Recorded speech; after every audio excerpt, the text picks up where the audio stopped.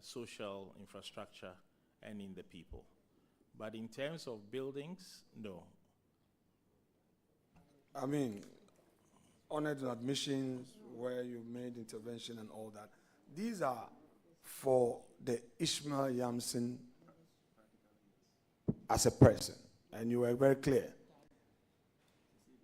You have a rich background, successes. Today, you have the chiefs who are behind you. And they come with a certain expectation. You acknowledge that there is no infrastructure standing in your name for your community in Bremen. None from that as well. You may want to consider in future. Now, what about your maternal home, Cape Coast? Is there any single social intervention project that the people of Cape Coast can today say, Harry, born 1973, done so much for himself, upon all the successes in life, he came to provide for those at the lowest ebb of fortune's wheel. Cape Coast is a very poor community. Is there anything you've done in mother's homeland? Not in my own name, no, thank you. But in whose name, please? In my grandmother's name. Can you share? My grandmother was for many years a devoted Catholic. And when she passed,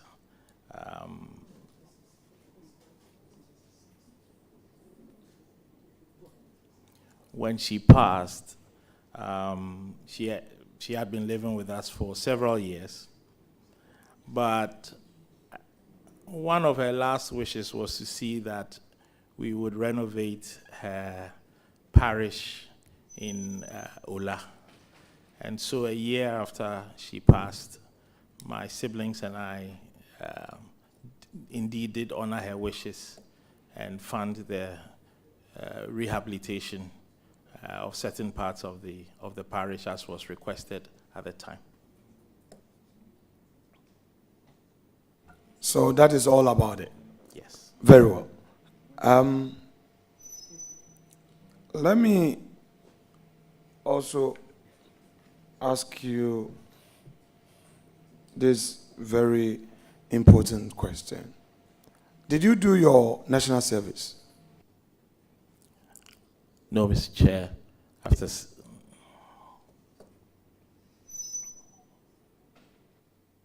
You know, in your time, after A-level, you do national service for 1 year. And then after university, you also do national service. Today, you are here to administer a public fund, and you are telling the Ghanaian people you never did your national service, you went to Leeds, came back, Unilever gave you a lot of opportunities. All these years, you have not done your national service. I see.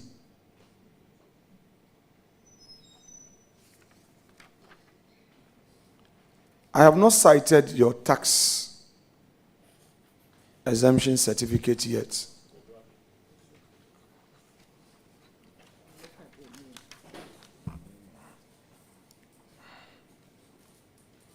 I have not cited your tax exemption certificate yet.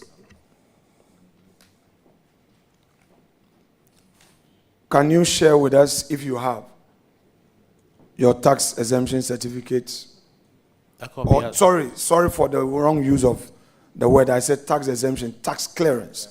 I apologize. Tax clearance certificate. Do you have it with you? Yes, Mr. Chair, a copy has been... Check the name on it, because the one I have is not the one with your name. So I don't have yours with me. What I have is different. So check, maybe I have a different one. Read the name on that tax clearance certificate. The name on it says Michael Harry Emisa Yamson. Is that also Michael Harry Yamson? Is it one and the same person? Yes. Mr. Chair, if I may clarify. For most of my life, I used Michael Harry Yamson. But at the time, when we were registering for the national identification document, I elected to put the full name as it appeared on my birth certificate, which is Michael Harry Emisa Yamson.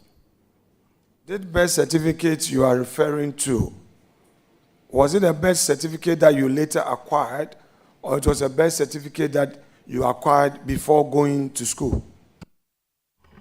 It is the original birth certificate, Mr. Chair. Honorable nominee, pay attention to my questions and remind yourself of answers you are also giving. I'll repeat.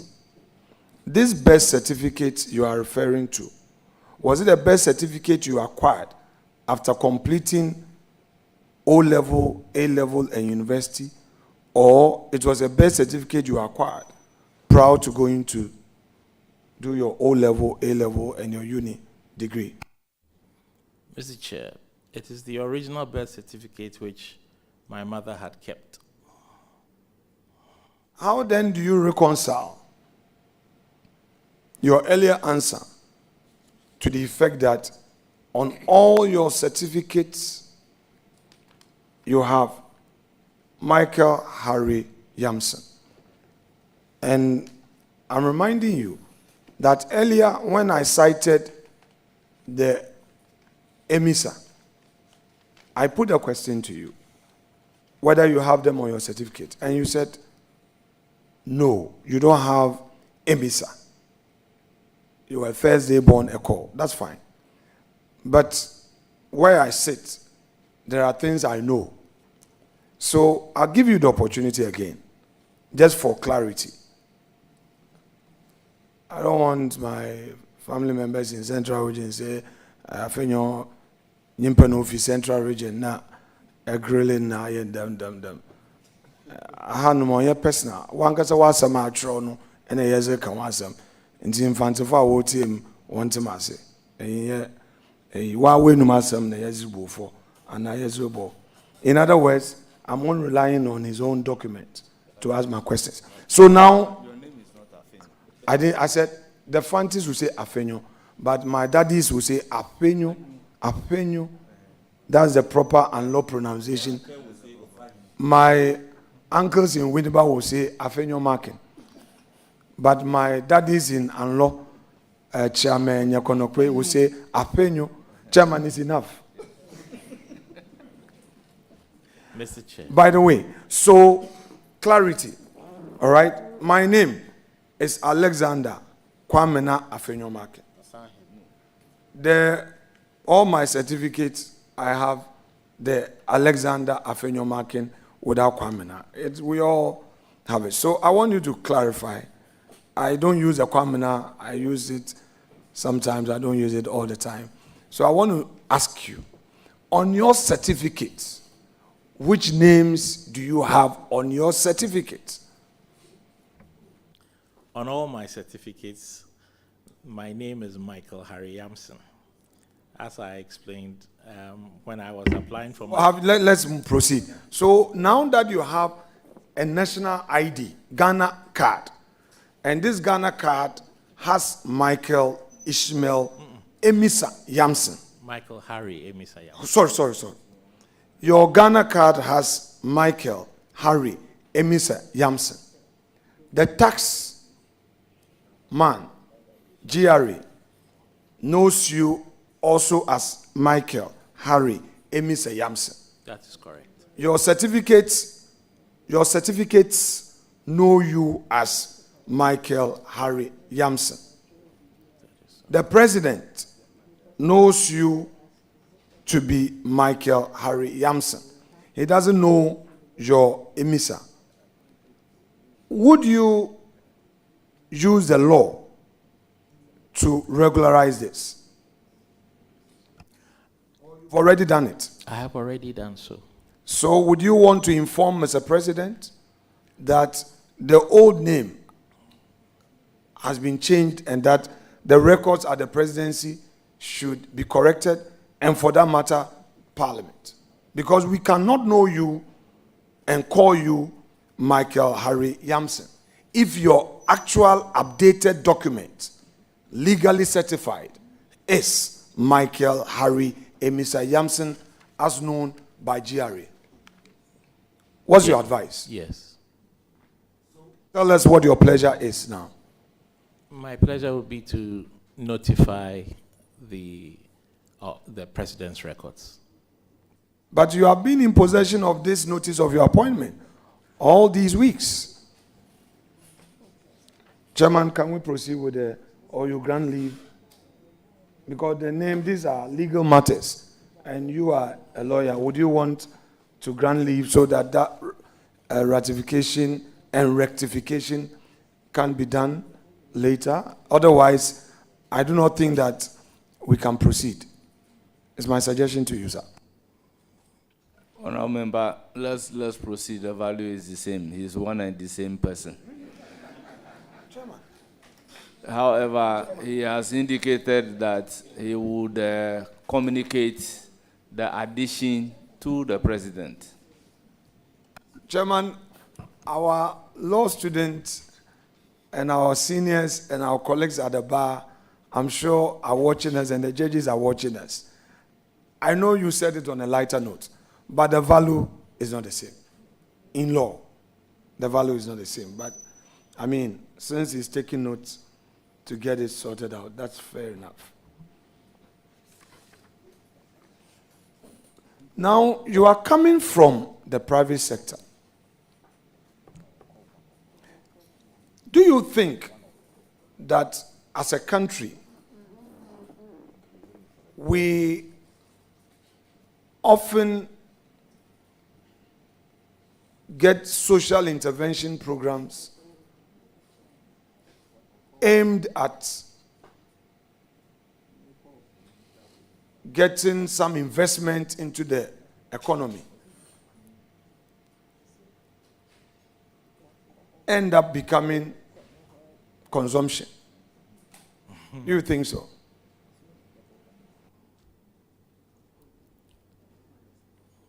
Please, could you clarify that question? All right.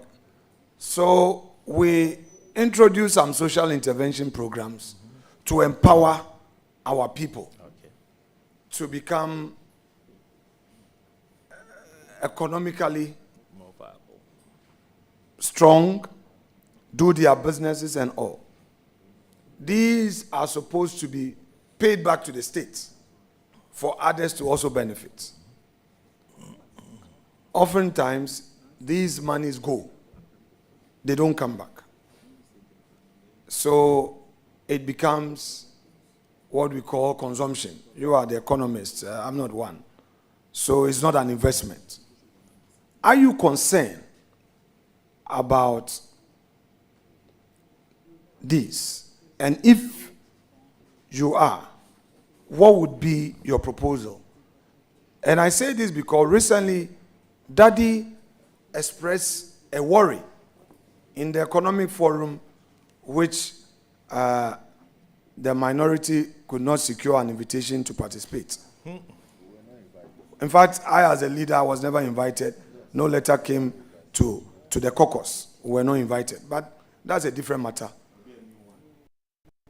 The old man expressed concern and even suggested that state-owned enterprises must move to the private sector so that they become profitable. Against this background, what is your suggestion to this government regarding social intervention programs for economic empowerment? Mr. Chair, I want to ask for some clarity from you. Since my role does not make me a policy advisor to the President or the Cabinet, I report to Parliament. So am I advising Parliament here or the Presidency? Oh, a general opinion. You are a private sector person, so not as an advisor, but we hear it's a public discuss. This engagement is to express views on national issues. Okay. The question is just soliciting for your opinion. Okay. Yeah.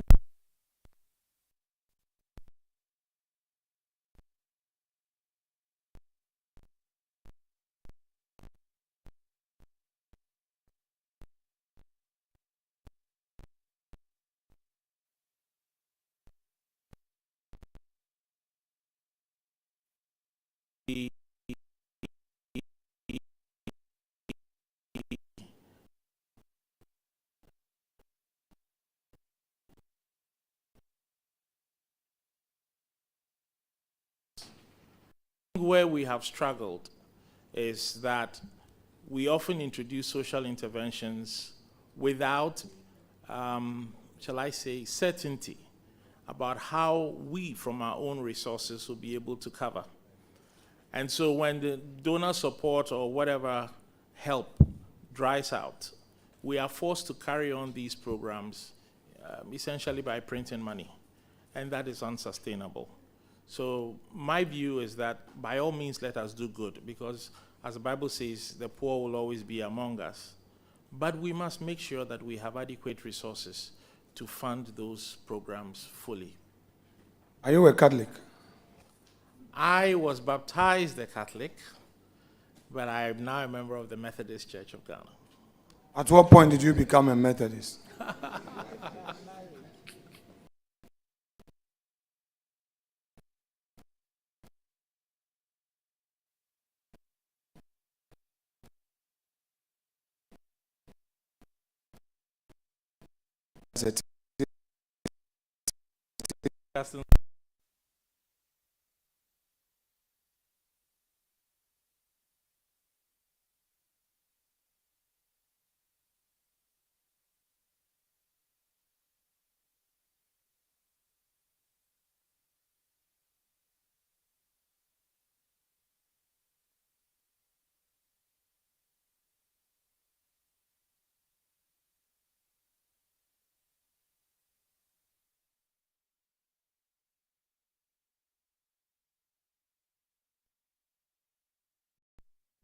The task clearance.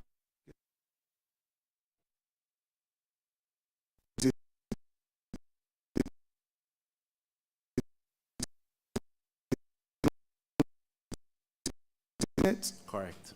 So your accountant says that your chargeable income monthly is 11,000 cedis. Consultant, big man, you mean this accountant was accurate with the facts, the 11,000 Ghana cedis? Are you very sure of what your accountant did, or you would want to further, go through this with your accountant? No, I don't need to. So he declared faithfully that you earn 11,000 a month. He declared faithfully. And that is all your income. Yes, of course. That is all your chargeable income. Are you sure your accountant did what he was supposed to do correctly? Because I have documents here about other income.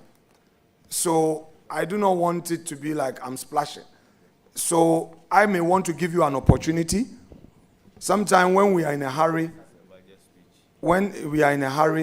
to get this certificate, because I note that because we were coming for vetting, he hurriedly put something together. Would you want to cross-check with him to ensure that he gets all the facts regarding your tax obligation? Maybe later on, so that you amend your records, or you insist on that, on what is provided. I'm happy to cross-check with you. Very well. Chairman, that will be all for the nominee. Thank you very much, Honorable Togbi Osahin Alexander Kwamena Apenyumakin. We'll then proceed to take questions from the subject matter committee members, starting from Alexander Akwesi-Akwa. You have the floor. You are entitled to 3 questions. Thank you very much, Mr. Chair. Good afternoon, Mr. Nominee. In the last budget, which is still before Parliament, there was a proposal to send about 80% of the DACF to MMDAs. How feasible is this? And do you agree to this proposal?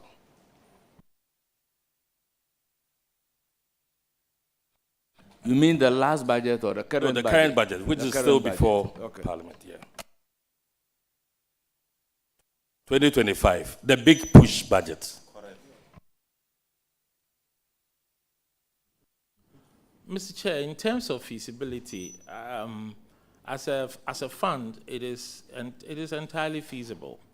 And as to whether I agree with it, I'm here as a nominee of the Premier. Give effect to that policy and then go further to ensure that the appropriate monitoring, the appropriate validation of expenditure in partnership with my brother, the Minister for Local Government, happens so that there is no misuse. I think the issue about whether I agree is born out of a concern as to whether there might be misuse of those funds. District Assembly's Common Fund, we have enough mechanisms to ensure that there is no misuse. Okay, so as a follow-up, I asked about the feasibility of it because as a member of Parliament, I am aware that there are some programs and activities that are currently ongoing. And so if the new policy direction is to shift about 80% of the common fund to the assemblies, how do we cater for these programs that are currently going on? So, Mr. Chair, what I would say, though, is that the objective as stated by the President through the Finance Minister at this point in time remains the policy objective of the executive. My task is to prepare a formula to propose it to to the Parliament of Ghana. And the Parliament of Ghana will have every right to accept it, to amend it, or reject it. I will act upon the final instruction that comes from this House. So I will present the policy objectives of the President, and I will leave it to your good selves to advise me on how to make amendments so that the final formula respects the policy objectives, but also addresses any concerns or advice that this House may have. I am aware that we do pay members of Parliament, we do require of members of Parliament a monitoring role, and so it will be very important to respect what your thoughts are also on how these things might be effected. Thank you. Okay, another follow-up on that one. I'm sure so far you've had you're privy to. Yes, sir. Still to one follow-up question. So ask another question. I will oblige. Thank you so much. My second question has to do with another policy shift. The budget also proposed and allocated about 100 million Ghana cedis to be used as payments to Assembly members. I want to ask your thoughts about that. How do you marry this proposal with Article 250, Clause 2, which requires the district assemblies to be in charge of emoluments and all payments to their members? Do you see a conflict there? Mr. President, Mr. Speaker, Mr. Chairman, I believe that this matter does not in any way fall within the purview of my work as administrator of the District Assembly's Common Fund. And therefore, I would beg your permission not to wade into an area where I have no expertise. A follow-up, Mr. Chair.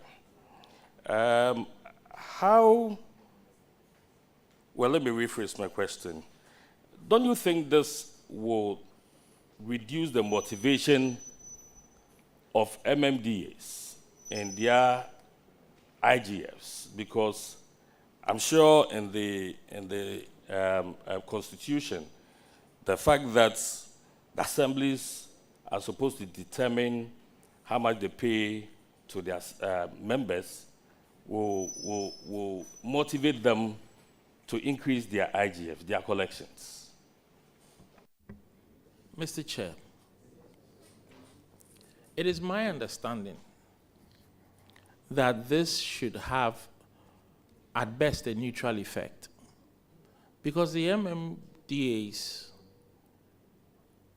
share of the common fund actually rises as they increase their internally generated funds.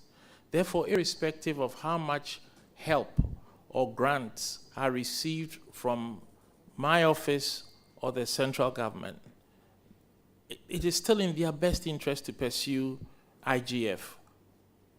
And so I don't think that any such support should dampen the efforts of any MMDA to grow their IGF. Thank you. Mr. Chairman, last question. How do you intend improving on the transparency and the activities of the District Assembly's Common Fund? Thank you, Mr. Chair. The District Assembly's Common Fund has existed since 1994. In my short time at the fund, one of the things that I believe will help us is to improve our own technological capacity, to help us better understand how we're spending, the effectiveness of how we're spending, and the impactfulness of the money that we spend. I also feel that it is important that we make our information more publicly available. First of all, to enable the district assemblies themselves to also fulfill their mandate of the annual town halls.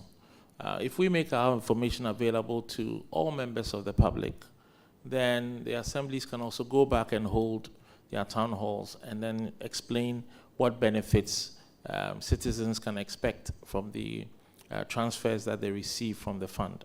So I think these two steps will help quite a bit. As I spend more time and as my directors give me further briefing, I am sure that beyond publicizing our information and improving our technological capacity, there'll be other things that we can do to improve the transparency of our work. But these two things I think are most critical. That you intend to consult? Mr. Chair, my job is to prepare the formula for Parliament. And so my first consultation will be with the leadership, also with the local government committee to which I'm responsible for presenting the draft formula. I will also have to engage with the MMDAs as much as possible. I also, because I'm in a way part of the executive, also consult with my brother, the Minister for Local Government, my brother, the Minister for Finance, and the Chief of Staff.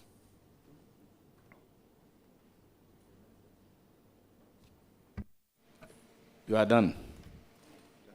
Jeff, if you oblige me one more. Very well. I will give the floor to Honorable John Dako.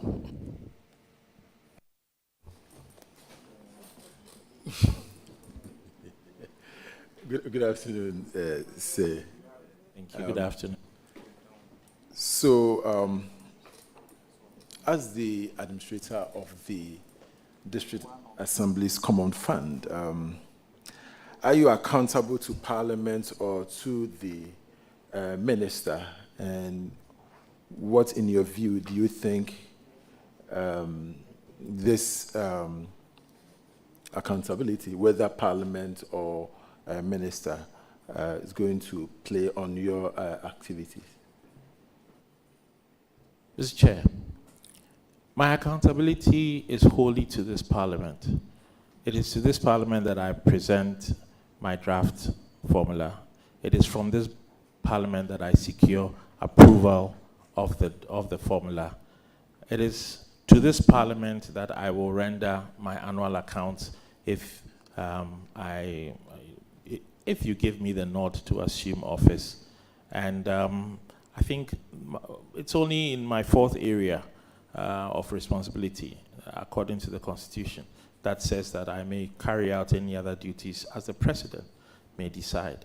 So 75% of my role is entirely to this House. The President may from time to time ask me to do something. Yeah, but by way of follow-up, so you don't think that you are in any way accountable to the minister in charge of local government? I believe by the Local Government Act, I do have a relationship with the Minister for Local Government. He presents our budget to Parliament, and to that extent, I am accountable to him to justify my budget and equip him to lay it before Parliament. In respect of the day-to-day activities at the DACF, I believe we are like twin brothers. He's the senior twin brother. But everything has to be done in consultation with him.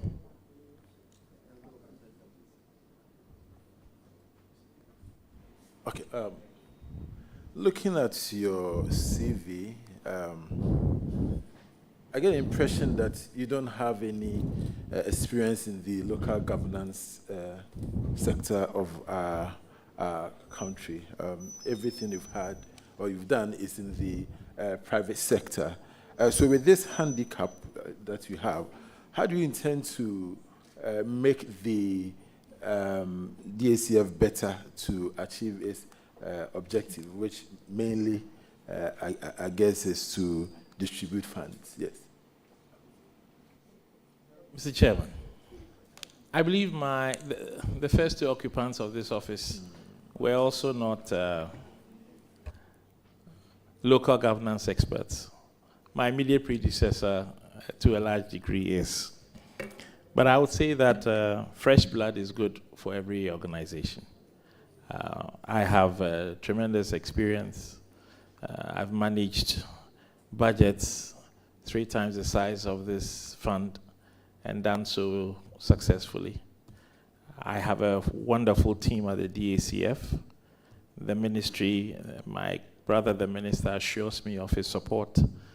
And so I'm extremely confident that in addition to all of this, with the guidance of the House, there is no way I will fail the DACF. Thank you, Mr. Chair. Chairman, I have a follow-up. Honorable member, let me give the opportunity to the questioner to see whether he has a follow-up. Then I can give you the floor. Do you have a follow-up? Yes. Okay. So if we'll follow up. You don't have the follow-up. I can give to my senior. Very well. Very well. No, I'm not done. After that, I can come back to my.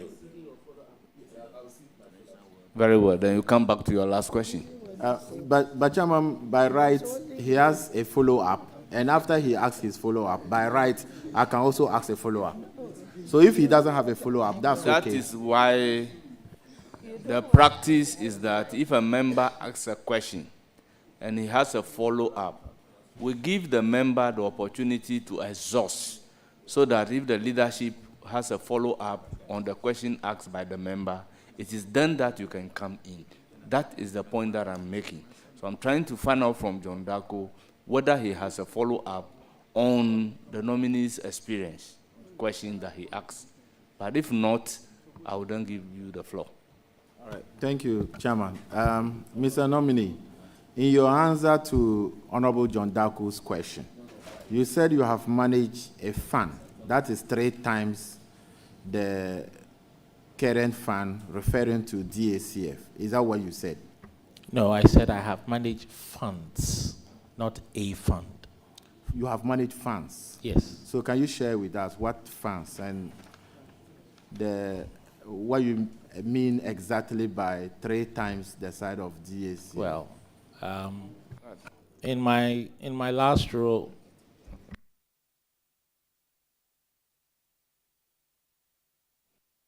okay, Please. right. You can answer the question without necessarily disclosing any corporate secret. Thank you very much. Thank you very much. So, in the private sector, we don't manage, unless you're a fund manager. I worked in FMCG and telecoms. So we manage budgets. In one of my roles, I was responsible for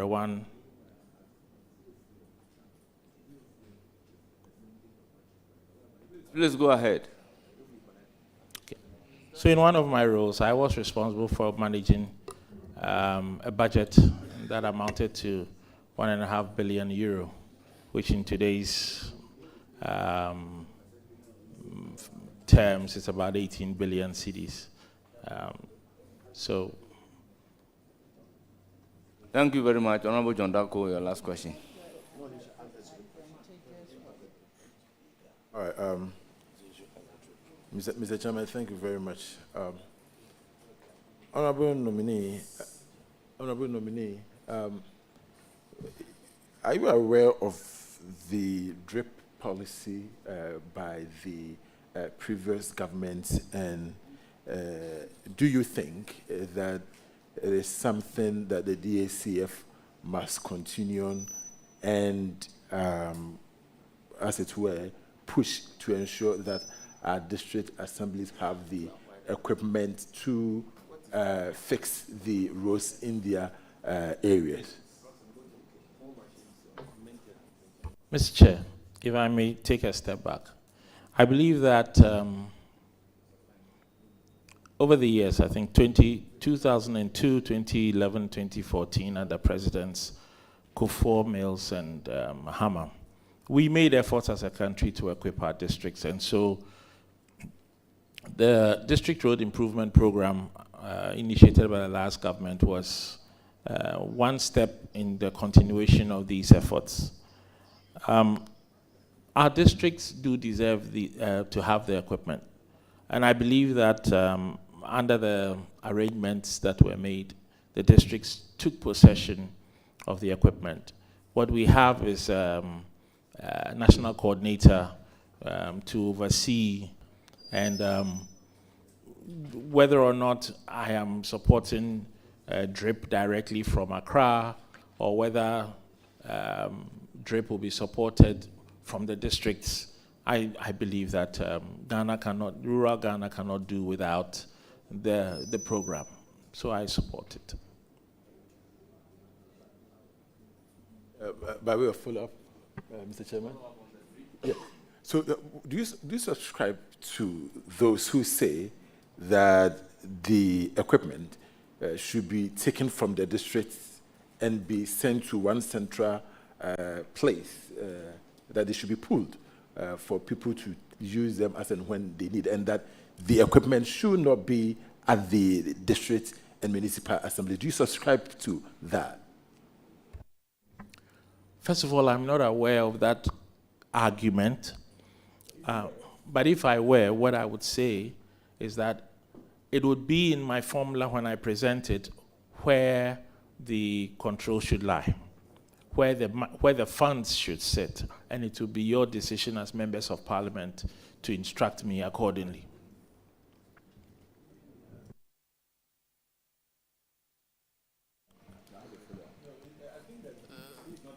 Very well. Honorable Habib, you have a follow-up. I think, John Dako, you have exhausted your 3 questions and the follow-ups. Chairman, thank you. Still on the drips. I think in your answer, you are just explaining and then telling us the position of it. But you know that the former administrator did very well in bringing these drip machines to us. But what is your own view about the drip project? Mr. Chair, as I stated earlier, it is a project that I believe is a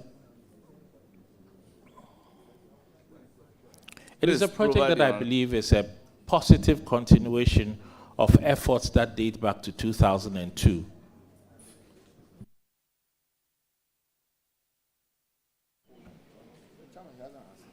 He answered the question.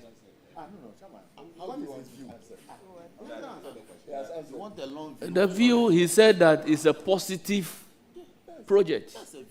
So if you say it's a positive project, then you definitely need to, he need to, appreciate and thank the former administrator and the former president for bringing this initiative. So why you just bring your view without saying that the MPP government did well, Honorable Habib. Madam Natoshi did excellent.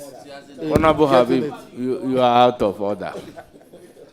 I will proceed to give the floor to Honorable Alikuli Makurugu. Thank you, Mr. Chair.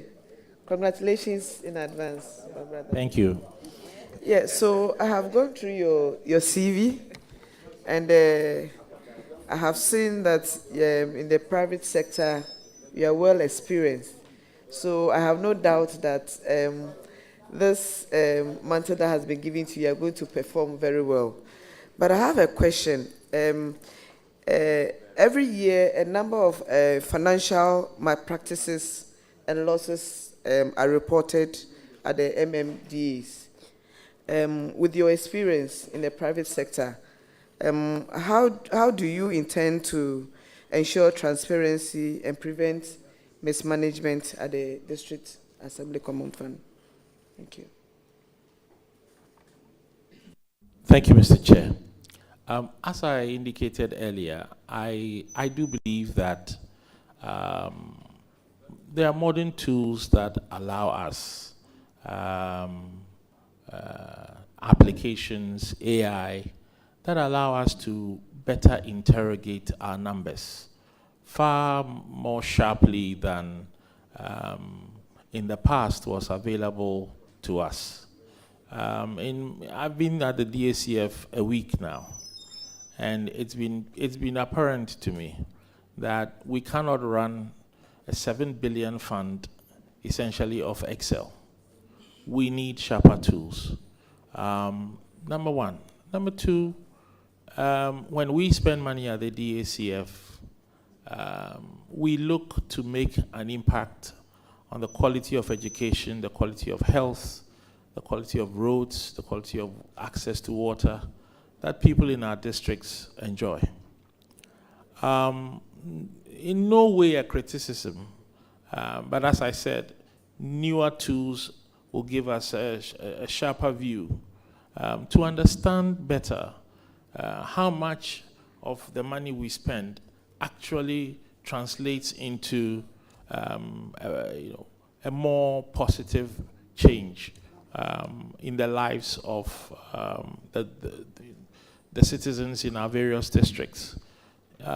We have always done monitoring as a DACF. We have increased the amount of monitoring that is being done under my predecessor.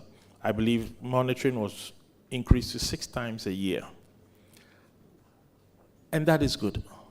What we need to do is to improve the ability of the center to interrogate its own activities and the expenditure that takes place at the districts from funds that it supplies.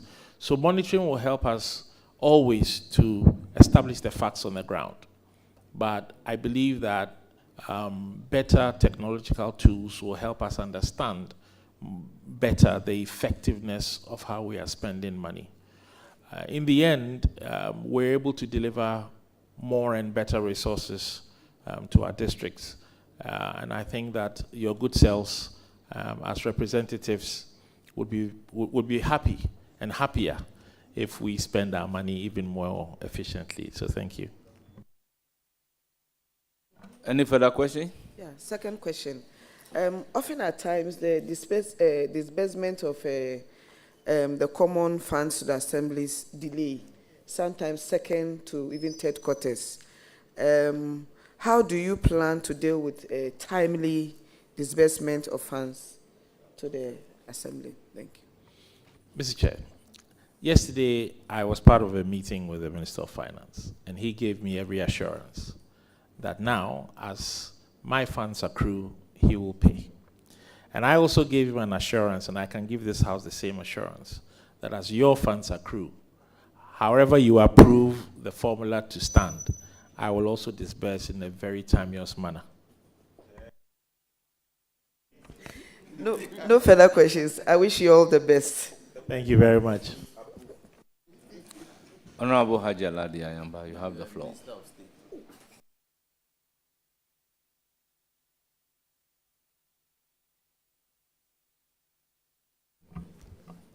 Thank you.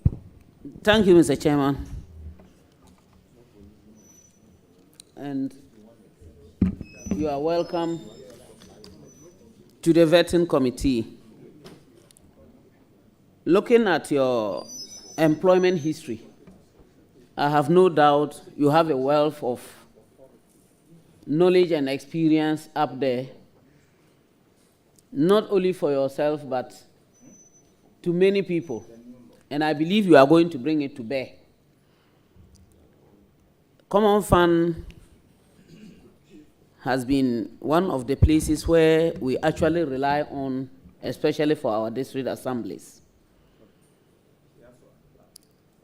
For now, we know that in disbursement, there is only 5% being sent to the assemblies. And it's woefully, I would say, inadequate. The district assemblies are not worthy in the same length. You cannot take a district assembly in Accra and measure it with a district assembly in Pusiga. But then, as an officer and administrator who is going to ensure the implementation of government policy, support government to increase that allocation of 5% to 7.5% as envisaged by the current government.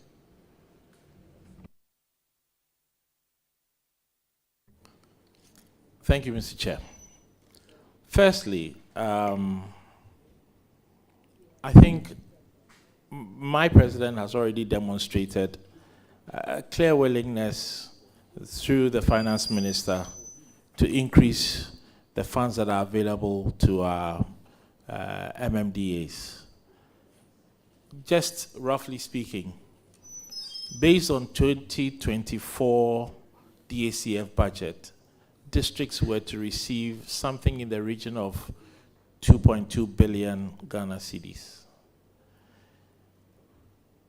Per the policy objective stated in the budget, districts would receive something in the region of 5.7 billion if approved. Now, this will obviously impact the funds that honorable members receive. It will also impact the monies that are available. The 95% of that 5.7 billion will now be available to our MMDAs. So even before we go beyond 5%, effectively this government intends to, with your permission, to double the budget of the assemblies. And I think that is, the president is to be commended for this. That said, there are countries in our region that devote 30% of funds directly to their districts.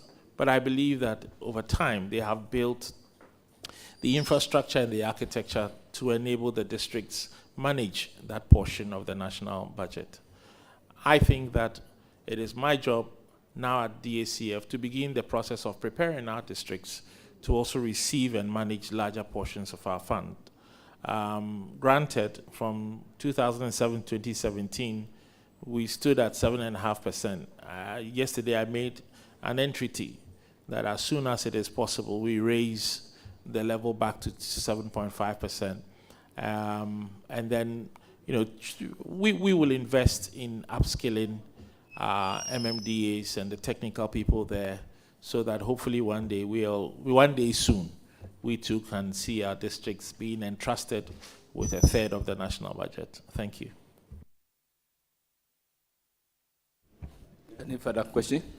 Mr. Chairman, from this response, I would say I'm good to go. And congratulations. You see, this bye-bye, you would have to pay for it too. I'll have to register it. So I would say I'm very grateful. Congratulations and bye-bye. Yeah. Members, why are you forcing Hajia to say bye-bye? It's now the turn of Honorable Patrick Yaubama. Thank you, Chair. I have one question for the administrator. Congratulations. And, thank you, sir. I hope you serve your members of parliament well, like your predecessor did.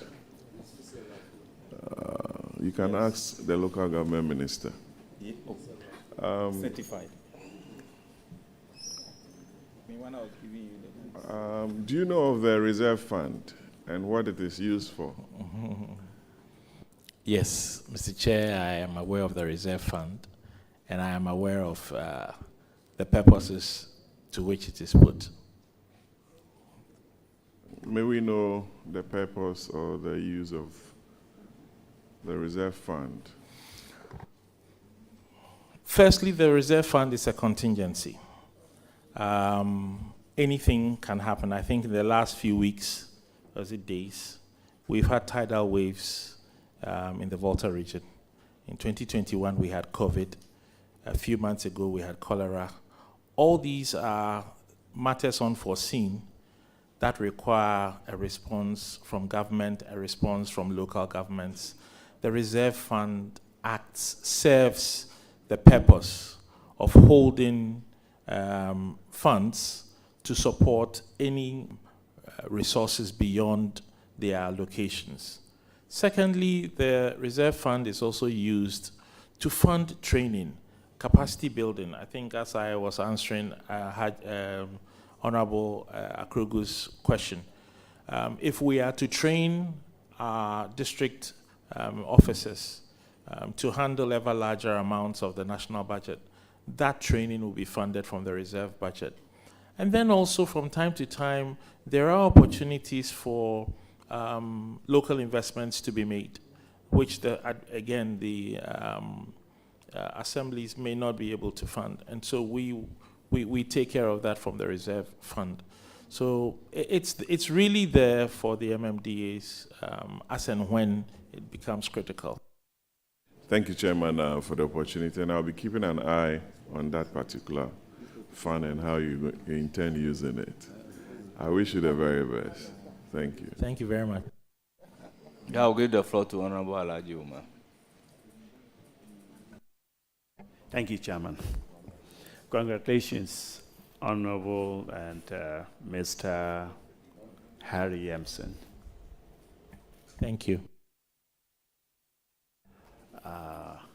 Thank you so much. I have a question which is of interest to MPs.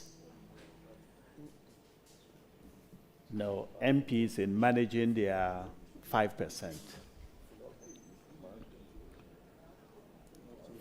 Are you aware of the conflicts between MPs in accessing the 5% and the district's chief executives?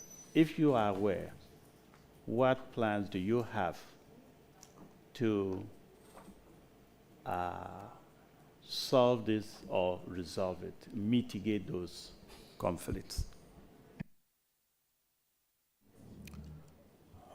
Thank you, Mr. Chair. It is my understanding that from time to time, conflicts do arise. Sometimes it is the assembly that has to make right, and sometimes it is the member of parliament that has to make right. But I think that as in my role, the most important thing is to try to bring both sides together and seek advice, first of all, from leadership, from the local government committee and my brother, local government minister, because I think they hold the primary relationships, first of all, with the members of parliament and second with the MMDAs, and try and bring resolution to the matters. My task will always be to make sure that the disbursements do arrive at the assemblies in a timeous manner, but where issues arise as to the use of the fund or the release of the fund to a particular project, I think once I become aware, I'll try and bring interested parties together to get a quick resolution. At the end of the day, my function is to make sure that money translates into development. Thank you. Please do. Thank you. This conflict normally comes between the sitting government, DC, and opposition MP, when the MP is in a different party. And I say this because I want to find, as a victim, that there must be a way when you execute your projects that the district, when the DC even refused to sign it, to go through once the more than 20, and they refused to pay for it. The DC refused to pay for it.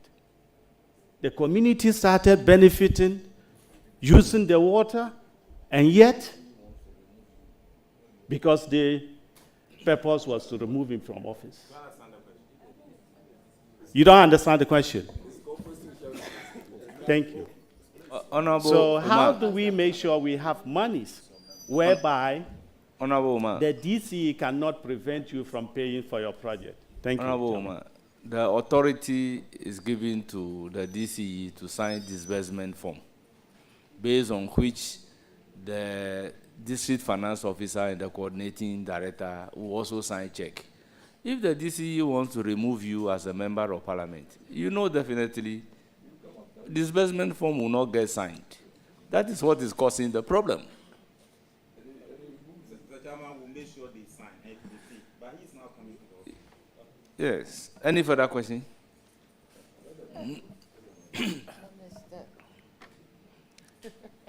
I'll give the floor to Jerry Ahmed Shaib.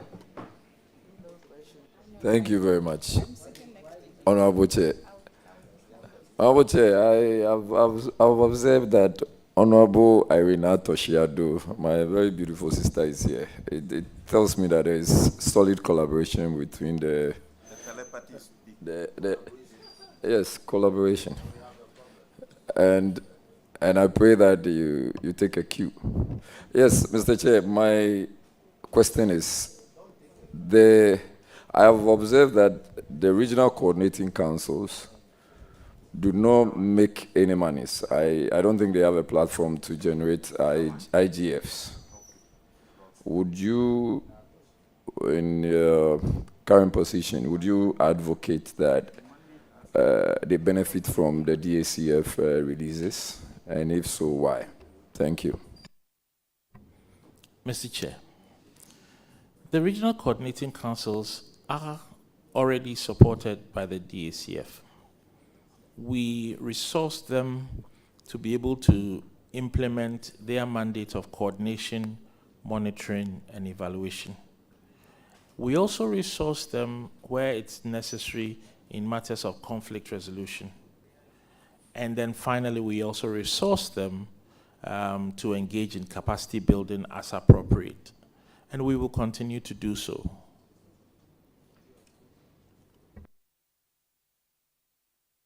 Thank you very much, Honorable Shaibu. Thank you very much, Chairman. Mike, congratulations. Thank you very much.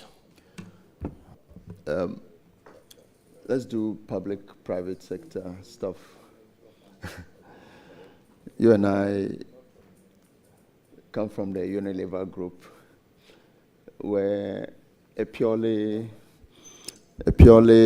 private corporate with very good systems, internal control systems, and many others. I mean, we're moving into a public sector that is completely different from. I'm very worried for you. But convince us, how would you juxtapose the two and then get into a smooth transition to get this going? Thank you very much, my senior brother. I think one of the things that a life as a senior executive prepares you for is just to understand that every organization has its own rhythm. And that's the way I look at it. If I'm working in Unilever as a marketing manager, the pace of my life is very different from when I'm sent to South Africa as a regional manager. And so where you find yourself, wherever you find yourself, it's very important to understand how the place ticks. At the DACF, I've only been there a week, but I am learning how the DACF operates. Not only the mandate, but the interpersonal relationships, the procedures, certain arrangements that facilitate the work that we do. And so my job, I believe, as the head of the DACF, if I get the nod today, is first of all to come to a very good understanding of what has been placed in my charge. And once I understand what has been placed in my charge, to ensure that I leverage it to deliver the mandate that the President has given and the authorizations that the Parliament give to me as far as the disbursement of the funds are concerned. I think I've garnered enough experience over the time of my working life to manage what is a fairly large organization, but it's not too complex an organization.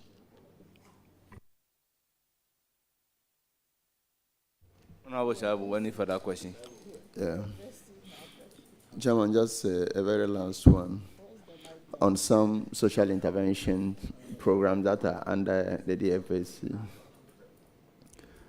would you consider some other programs that are outside of the DFAC, social intervention programs?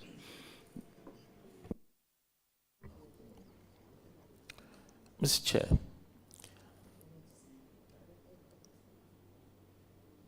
I will be consulting with members of this House and the local government committee in preparing the formula.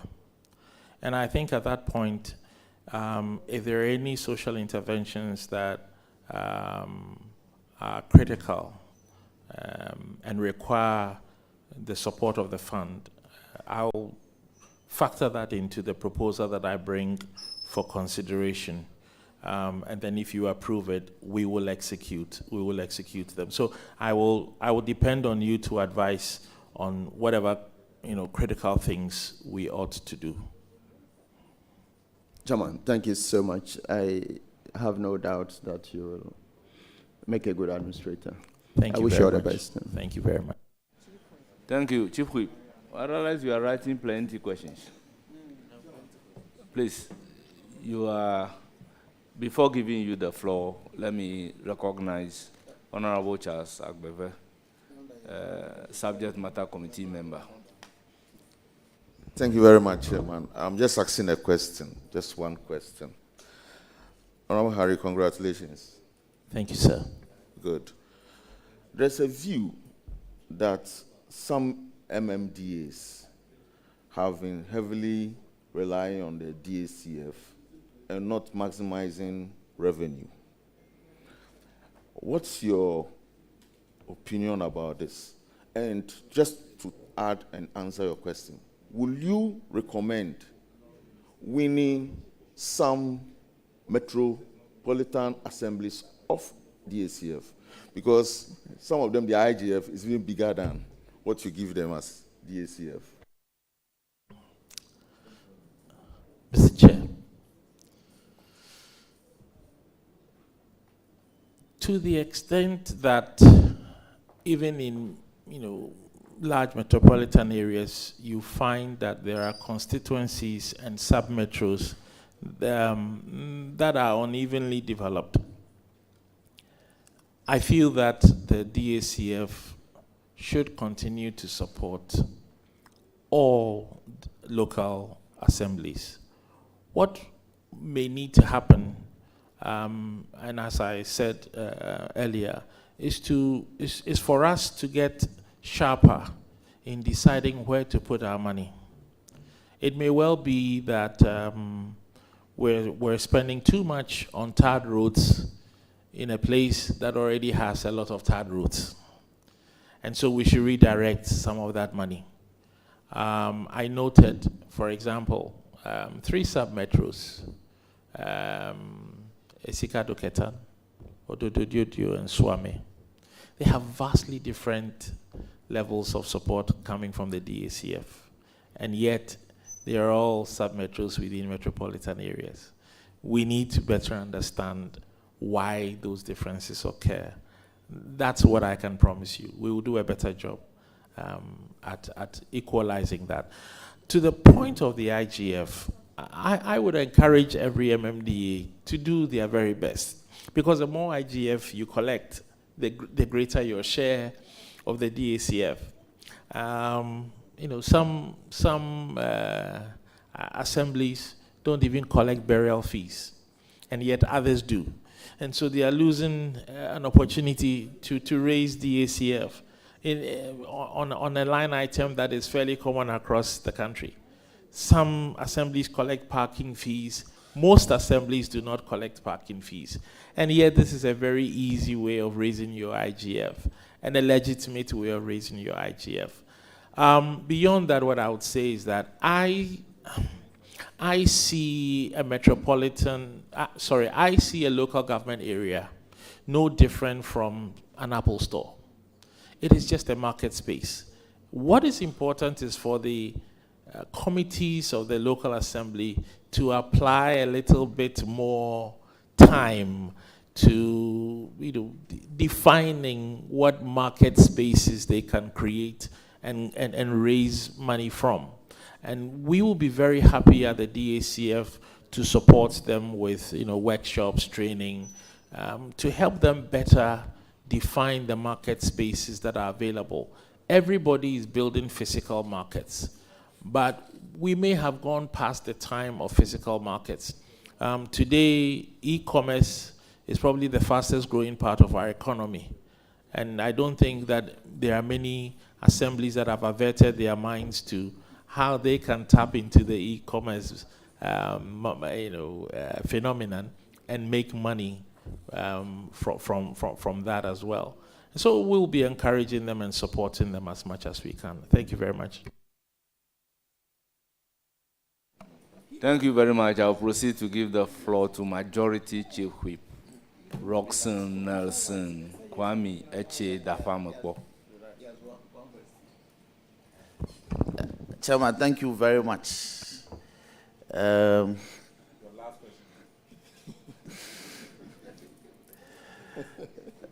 Mr. Michael Yamson Jr., you're welcome.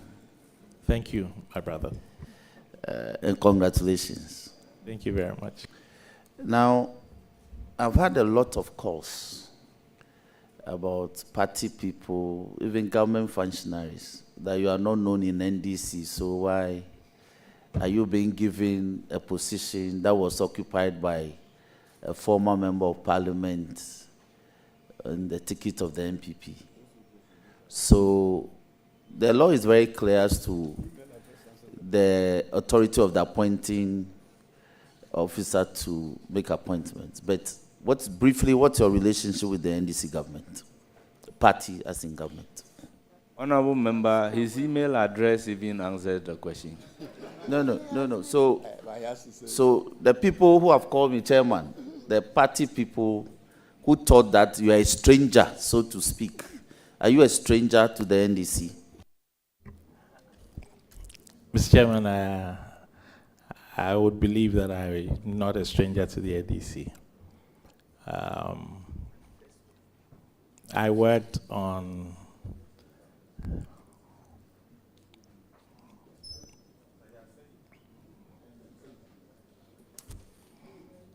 Any further question? Yes. Chairman, thank you. Mr. Yamson, you are going to administer a fund that often gets releases delayed. And as a result, you're also unable to release funds to MPs for them to do their work in the various constituencies. And it's a big bother for my people. You've indicated that you've engaged with the finance minister and that some measures will be streamlined regarding timeous releases. The MP's common fund, it's so small. A lot of people don't know. It's so small. And what is worse is that MPs are not signatories to the MP's common fund assembly. The DC, the accountant, and the DFO, or in some cases, the coordinating director, they are signatories. MPs only direct. Now, as the new person in charge, will you consider policy change? Will you consider a policy change to give MPs some leverage, especially in areas where there are obvious, apparent disagreements between a sitting elected member of parliament who is serving for a fixed term and the leadership of the assembly? Some leverage. Yes and no, just for me, yes and no will be fine. yes. Thank you very much. Now, DRIP. Questions have come up about DRIP. Will you consider the former administrator advanced some monies or allocated some monies for the operation of the machines between, if I recall, between October to January for about 4-month period? Will you consider auditing how those funds were utilized for the period? Because the funds were specifically allocated for specific reasons. Payments to operators, for instance. How much you go for fuel, for instance. How much you go for monitoring, for instance. Will you consider auditing that so that we can have some appreciation of how that was utilized within that 4-month period? I do believe that the 2024 audit of the DACF will cover that issue, but if the House, if the committee so desires, we can ask for a specific report for you. As a follow-up, I am asking this because as part of the directive for that disbursement, it was specifically requested that some management committee be set up to manage the DRIP for that period. In most cases, those committees were not formed. So sometimes only the DC managed it. In some cases, the DC with the coordinating director. That committee to manage the fund was not done.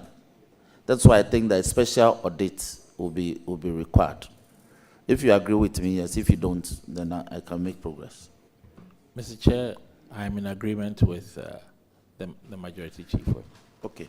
Now, again about drip, follow-up. The drip machines have been acquired. I don't think you'll be acquiring new ones. So, the payment for these machines were also catered for in the last formula that Parliament approved as a result of some outstandings. Can you assure this committee that you, in coming back to Parliament with the new formula, you have some information on the payment in respect of the drip machines as acquired? Yes, Mr. Chair. Now, Chairman, finally, let me find out from you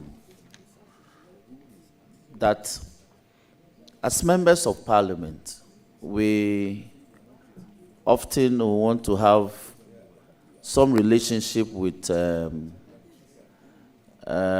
administrator, so the member of Parliament can walk in to do follow-ups, to make inquiries. Where you have emergencies, like I do have in my constituency, rainstorm, ripping off roofs of buildings, flood, communities are in distress. Some MPs, including myself, we haven't had pleasant experiences. Will you consider being fair and open to every member of Parliament, irrespective of partisan colors, to receive them, listen to them, attend to them as elected representatives of their people? Can you assure the committee and Parliament and the people of Ghana that you do that?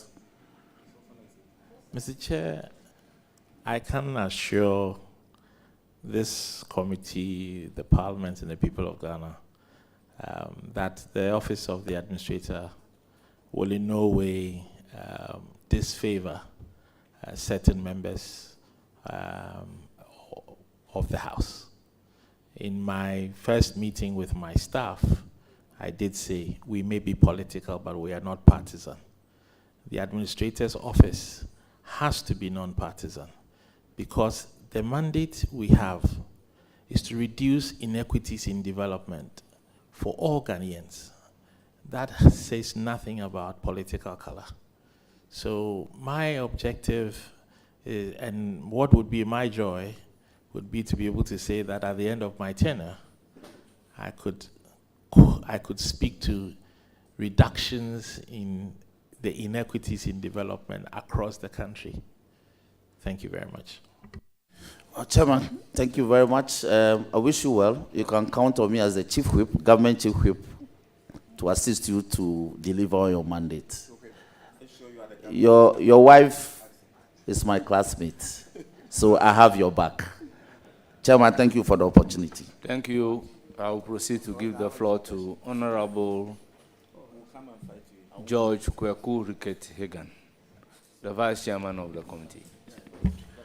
Thank you very much, Mr. Chairman. Mr. Yamson, congratulations. Thank you, sir. Give me the salary you go.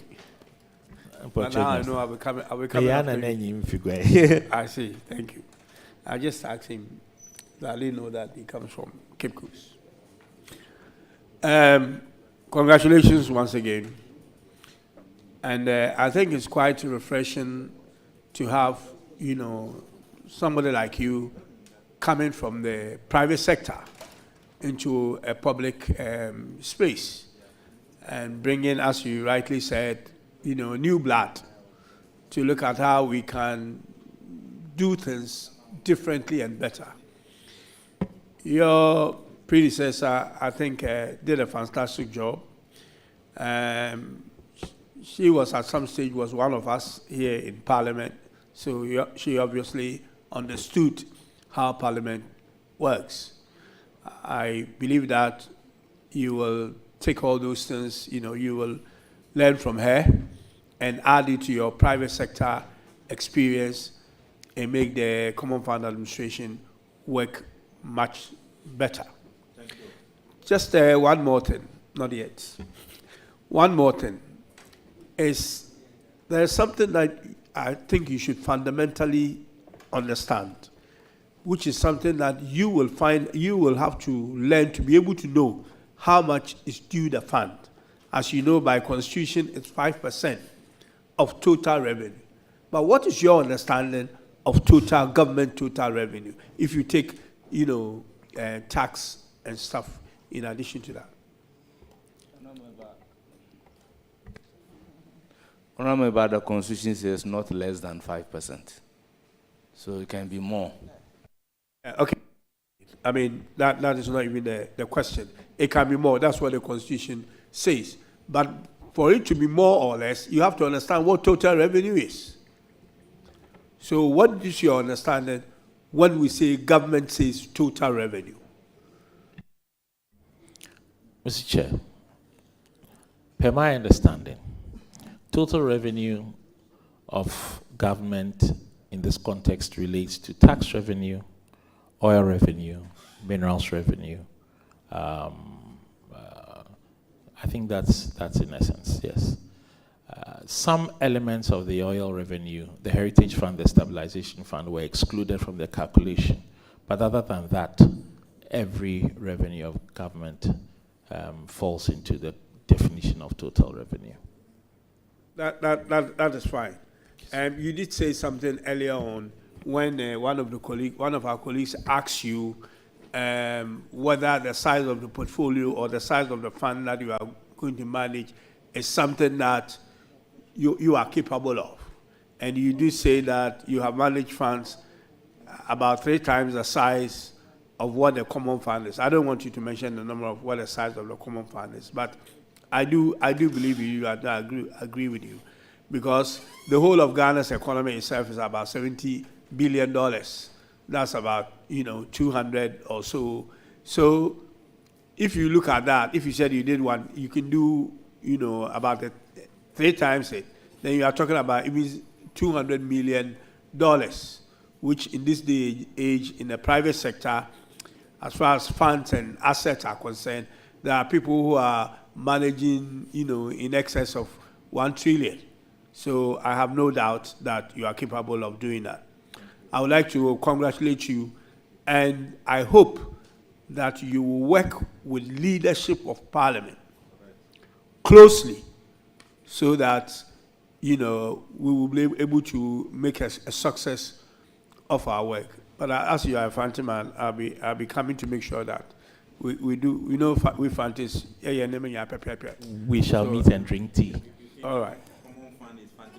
No. What I did say, Fanti, means that we are very disciplined. We are very disciplined people.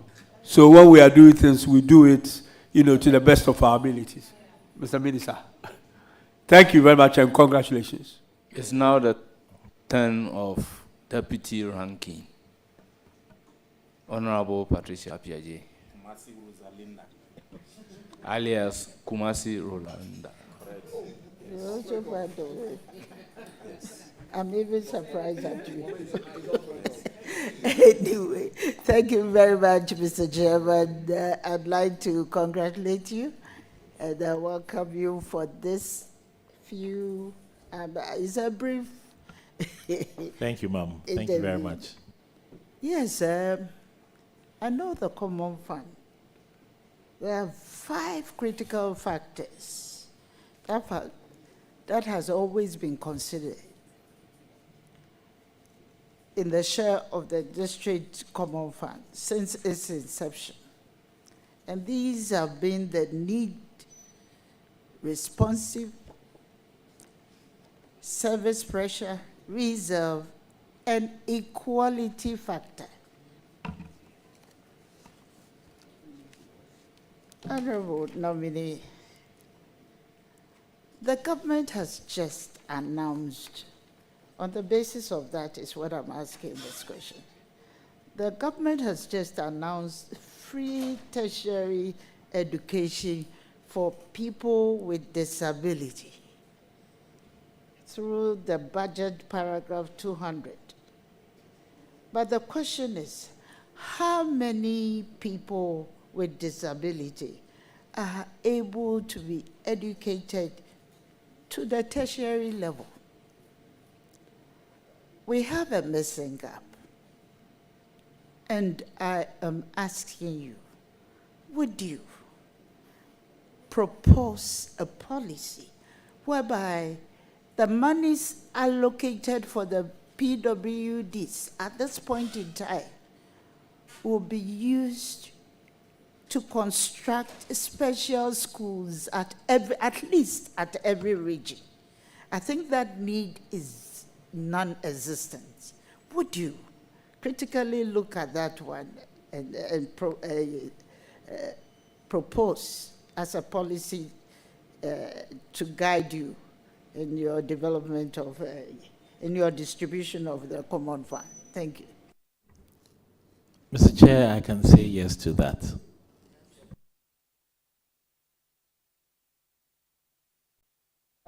Honorable nominee, I know for a fact that this is a House of Records, and I'm going to hold on you to that promise.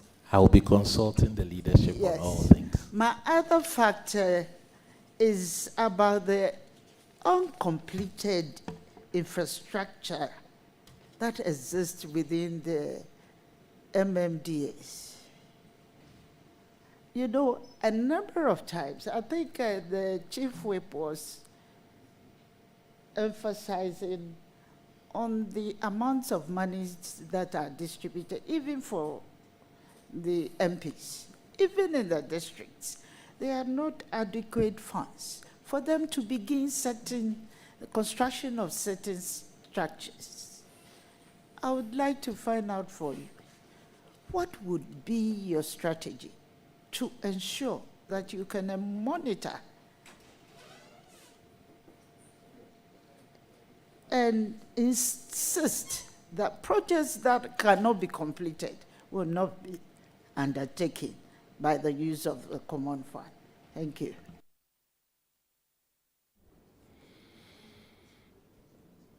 Mr. Chair, I believe that the most important, one very critical element in all significant capital project planning is an understanding of future cash flows.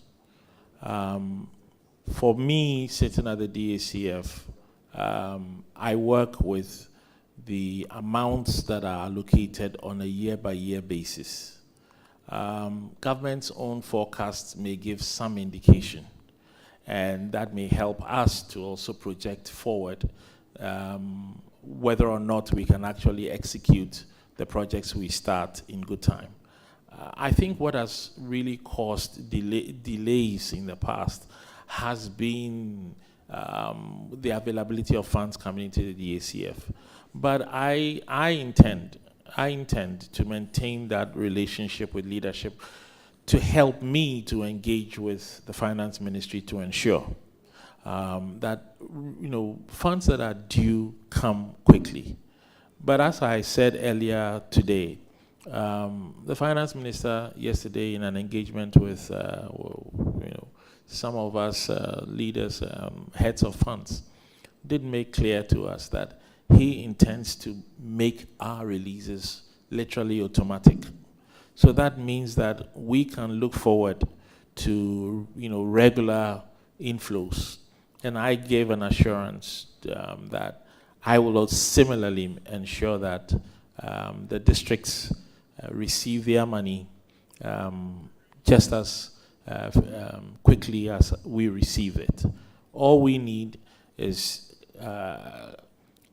finality on the policy objectives from the executive and the approval of this House when I do present the formula for consideration. But we will make sure that we don't start things we cannot finish. Thank you very much, Mr. Chair. I'd like to find out from the nominee on an issue of equality. I know that the affirmative action law has been passed. And just a moment ago, Honorable Patrick Boama was asking you about the reserve fund, the application of it. Would you consider in your formula to assign some monies for the implementation of the Affirmative Action Act implementation, the act, in order to facilitate, first, to create the awareness and also to be able to achieve the levels that is required within a year or two. Thank you. Thank you, Mr. Chair. As I earlier indicated, we do make funds available for capacity building. We do make funds available for training. I think in the course of preparing the formula, we can look at this particular issue, and with your permission, I will include it in the final document and implement it as you direct. Female Dream coordinators. Anyway, on my final question, Mr. Chairman, it's a matter of interest. What is Dr. Ishmael Evans Yamson to you? He's my father. Thank you very much. Thank you, I'm ma'am. wondering why you would choose your father as a referee on your CV. Is it the case that you've worked so closely with him all these years that's why you have put down his name as one of your referees? Thank you. Mr. Chair, my father, I actually call him chairman. He's been my boss my entire life. In Unilever, he was my chairman. And when I left Unilever, I initially set up my own firm and then decided to join his consultancy. So he's literally, for my entire career, been my boss. And I don't remember when I call him dad. Normally, I call him chairman or sir. And so he has a dispassionate view. He can speak to what I'm capable of and not capable of. So I know for a fact that in an Akan language, we say, "One ordinance being kumbachre nifikwan." So, to wait, who is going to use its left hand to direct people to their house? It is, I think it's an issue of ethical practices. Maybe we should be looking at that one. It's a matter for debate at one point in time. Thank you. Thank you very much, and I wish you all the best.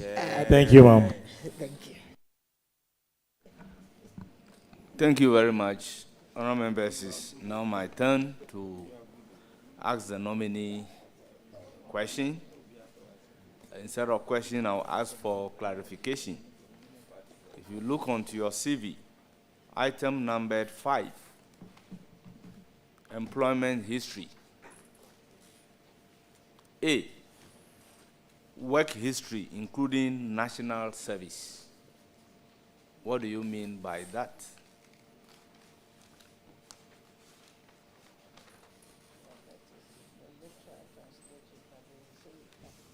Honorable Chair, that's the heading that was on the document that came to me.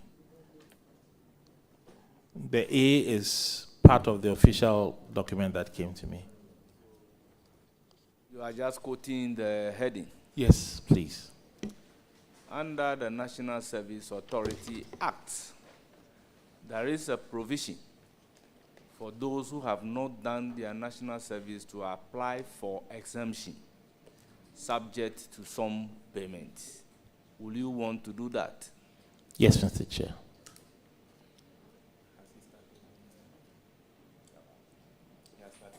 Well,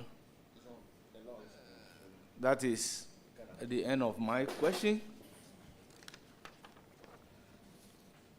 Honourable members, I will proceed to acknowledge the revered guests seated behind the nominee in the following classifications. 1, family members. We have Ishmael Felix Yamson, Lucy Yamson, Gloria Yamson, William Yamson, Annie Judith Agbodo, Mrs. Lucy Yamson. 2, friends, Anita Baini, Nana Yao Baini, Leonard Tosu, Bernard Owusu Chumesi, Mr. Raj Mohan. Clergy, Pastor Albert Apia. National Democratic Congress, Ambassador Edith Hazel, Samuel Adom Bochwe, Esikuma Odoben Brakwa. We have Henrietta Kakra Apia, Alex Kwesi Asari, Mr. Kwefi Kwejiri Kwenu, Emmanuel Kweku Asan, Nana Elda Esi Brempong, Tridom Hini of Akumfi, Esuesha. Okay. Traditional leaders. We have Nana Odum Silfi III, Breman Kuntunasi Hini. Yes. We have Nana Kunti Hini, Brema Asikuma. We have Nana Akosua Yebua, Asantiwa, Queen Mother of Brema, Nuomasu. We have Cape Coast family. We have Abigail, Susanna, Afeji. We have Patience, Damte, Abraham, Ibo, Kakraba. And I can see Honorable Neilante Vanderpoy, National Grid Coordinator, alias Mankani Yekra. We also have Honorable Arena Toshi Ado, the immediate past Common Fund Administrator. You are all welcome. Friend of Parliament. The Honorable Minister for Local Government, Chieftaincy, and Religious Affairs is also here. Honorable Ahmed Ibrahim. You are most welcome. Honorable nominee, thank you so much for attending upon Chief Director Alhaji Amin. You are welcome. Honorable Gansa, I recognize you. The nominee promised not to contest you again. And I think you are happy to hear this. Yes. You are welcome. Honorable nominee, I thank you very much for attending upon the committee and providing, in my opinion, honest answers to questions posed to you. We are most grateful. You will surely hear from the committee. You are accordingly discharged.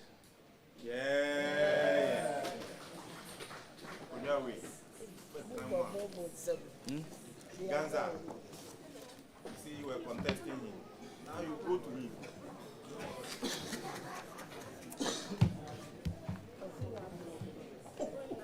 Yes, like you see.